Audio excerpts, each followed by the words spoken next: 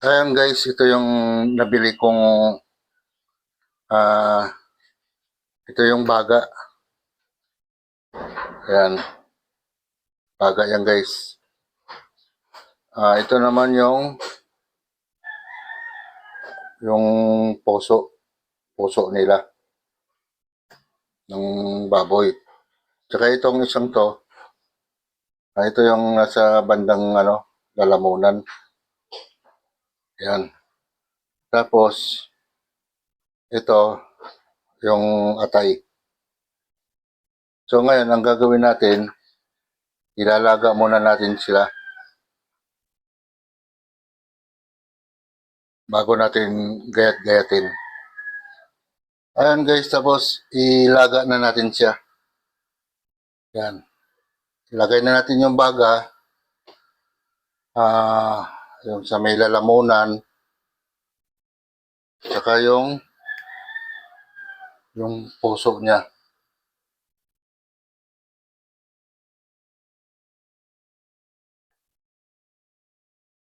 Ayun, dalawa na pala. So yung atay, medyo mamaya na natin ilagay kasi hindi pwedeng isama siya dahil pag sinama mo, titigas siya. So lagyan natin siya guys ng pantanggal ng lansa. Ayan. Bawang, sibuyas, ah, dahon ng laurel. Ayan. Tapos lagyan na rin natin siya ng pamintang buo.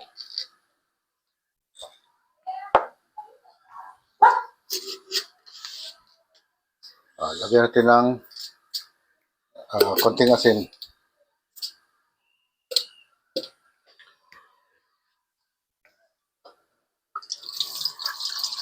Pag kumulo na yan, okay na, isunod na natin yung atay niya. Yan, pantanggal lasa lang yan guys.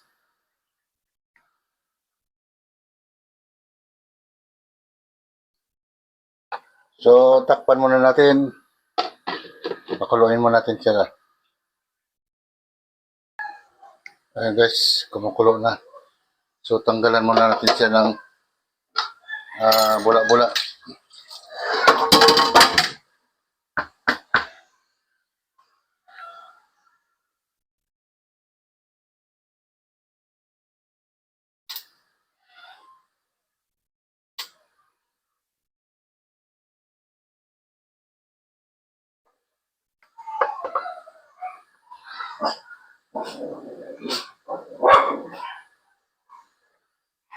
Kulong-kulo na. Hinaan mo natin yung apoy.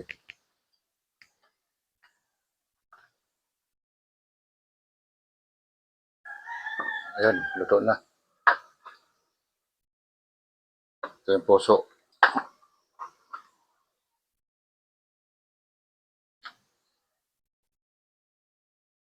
Papalamigin muna natin to bago natin i-slice ng maliliit.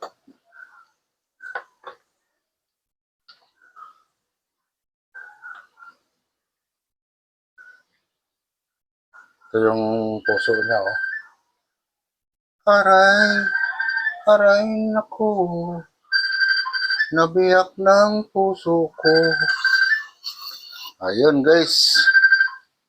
Susunod na natin yung atay. Yan.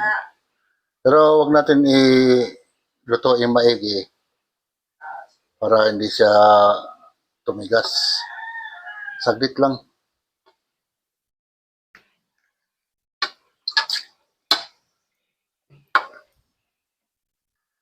Yan.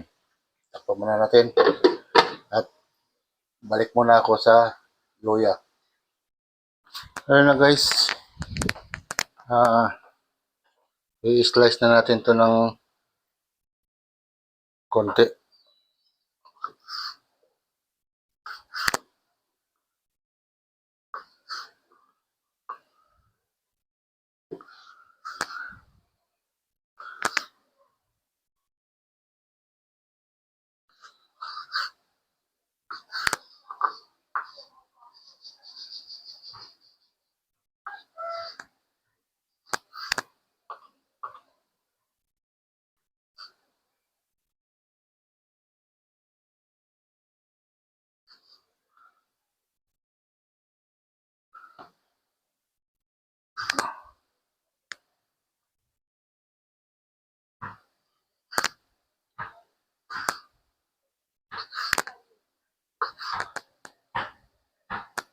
Tansyahin lang natin yung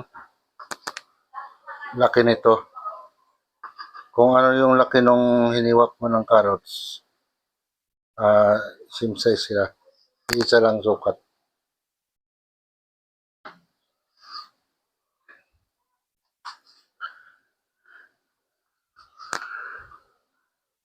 Ngayon ko lang niluto guys tong ano, kasi sa totoo lang ma-proseso. Ayan na guys, ito yung mga ginayat-gayat natin. Oh, ayan yung luya, ito yung bawang, carrots, yung isa, yan yung bell pepper, at ang sibuyas. Ngayon, medyo marami-rami pa tong gagayatin ko, i-slice ko. Update ko na lang kayo guys. Ayan na guys, na-slice na natin. Naka-mix na siya. Pero nakabukod guys ang ano, yung atay, hindi natin pwede isabay doon kasi pag sinabay natin, titigas yan. So meron tayong ano na guys, yan, tuyo. Meron tayong suka. Meron tayong mantika. Laurel. Lalagyan pa rin natin yan. Guys, may asin. Paminta. Patis. Magic sarap. At ang pork cubes. Yan guys. Pwede na tayo mag-start. Ayun na po yun lahat na gagamitin natin. Oh, grabe guys, ma-proseso talaga ang bupis. Okay guys, start na tayo. A few moments later. So, lagyan na natin siya ng luya. Yan. Luya muna iuna natin guys. Para magkaroon ng lasa yung mantika.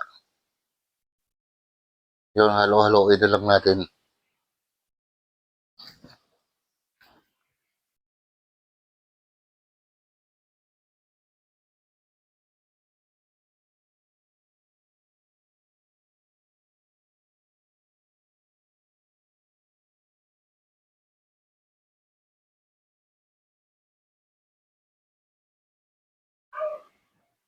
Yan guys. Sunod na natin yung bawang. Same pa rin guys. I-mix pa rin natin. Para makuha yung aroma. Ang lasa ng niluluto.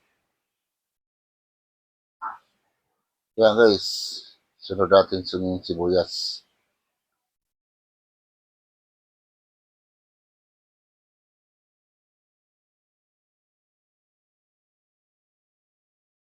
Yan. Ihalo lang natin ng ihalo.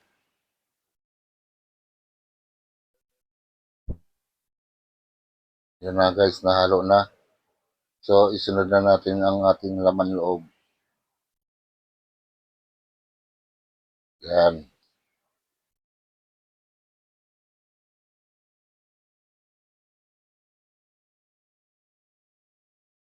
I-mix natin siya ng maayos hanggang sa maghalo yung ating ricado.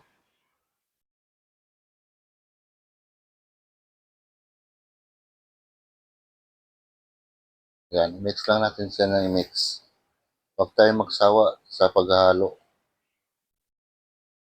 Guys, hindi pwedeng iwanan to, hindi pwedeng takpan. Andyan ka mismo sa kawali. Ang gagawin mo lang ay haluin ng haluin yung niluluto mo. Ayan.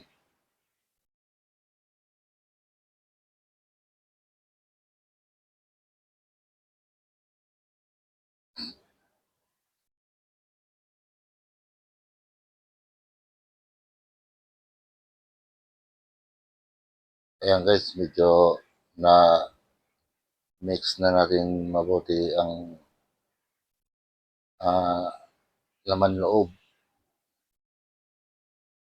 Yan. So, lagyan natin siya ng laurel guys. Para magkaroon man lang medyo mapango ang iyong niluluto. Yan din, lagyan natin siya ng pamintang crack. Medyo ikot-ikot ko pa ng husto guys. Mas masarap kasi itong crack dahil pag kinain mo yung bukis, malalasahan mo yung paminta. Huwag lang buo. Medyo maanghang yun.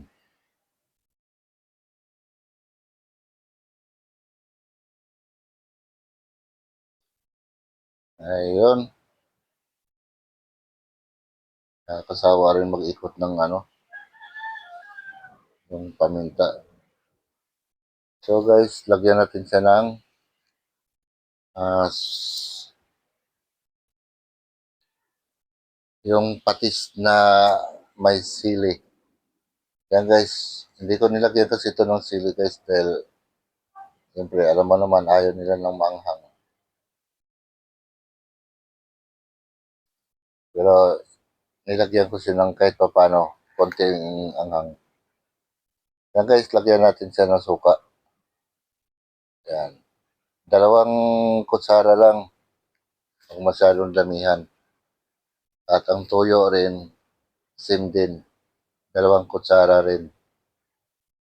Yan. So, ihalo ulit natin guys ng ihalo yan.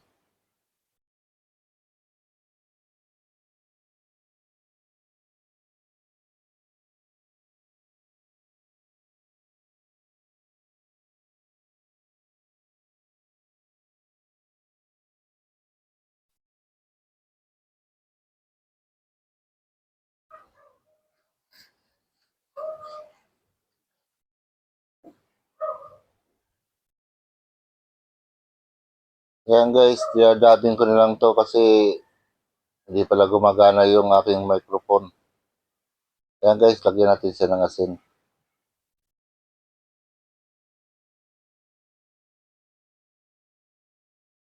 Tapos, 2 kutsarang asukal. Kasi, kahit naman pag medyo walang asukal. Para pantay lahat sila. Yung medyo manamis-namis. Yan. Haluin na lang haluin.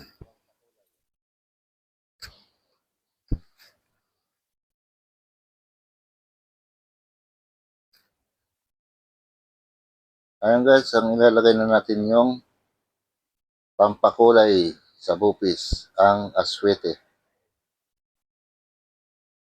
Yan guys, para magkulay ang ating bupis.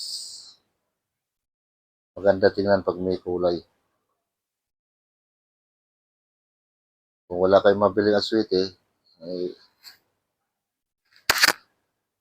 coloring pod na lang, kulay red.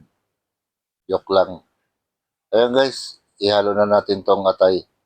Ito yung pinahuli natin kasi hindi natin pwede isabay. Gawa nung titigas yung atay.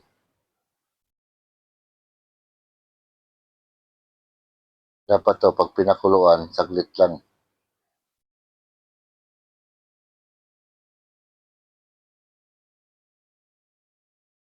Yan. Halo lang ng halo tayo. Tapos,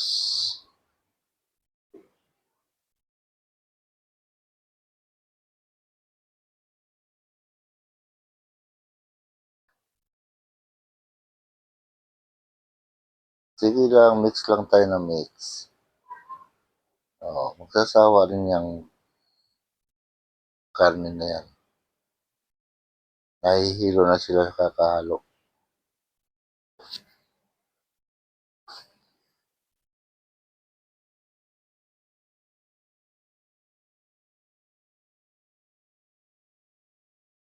Ayun guys, medyo malapit na maluto to.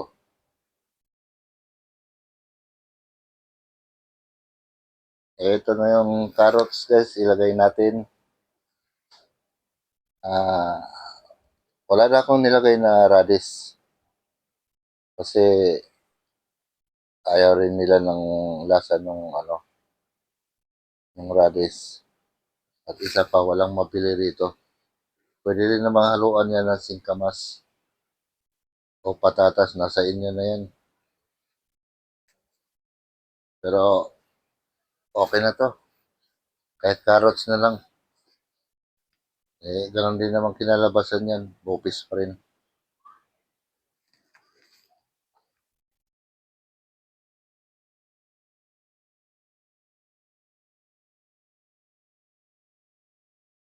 Ayan guys, lagyan natin siya ng isang basong tubig para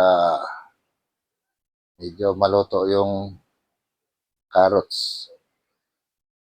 Hindi siya pwede kasing isabay dun sa Kaya pag kumulo na yan, okay na guys. Lalambot na yung carrots niyan.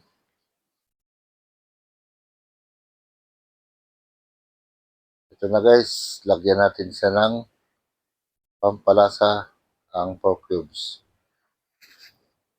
Kailangan natin lagyan niya guys kasi siyempre pandagdag yan, lasa ng ating nilulutong bupis.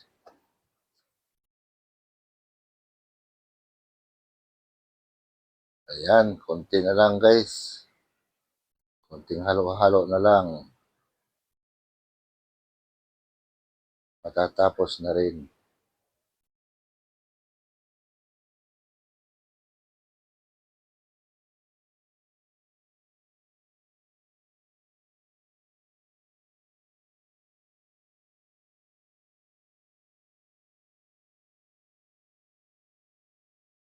Ayan na guys. Nagkaroon na rin ng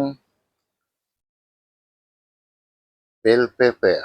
Ang bell pepper ay hindi pwedeng isabay doon sa unang niluluto ng mga ricado. Sa huli talaga siya. Kasi mas masarap kainin yung medyo manamis-namis. Kisa doon sa madurog lang siya. Ayan. Konting taste na lang guys sa paghalo. At nakikita ko na mukhang bupis na talaga.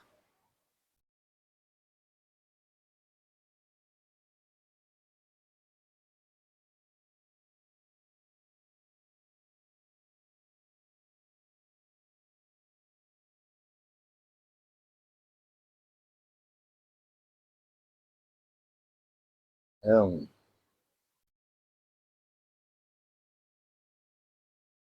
Ayun na guys, natapos na tayo sa ating pagluluto. Guys, ipakita ko sa inyo. Welcome, Bupis recipe. Ayan. Oh my God! Kita nyo guys. Wow! Paano magluto ng bupis.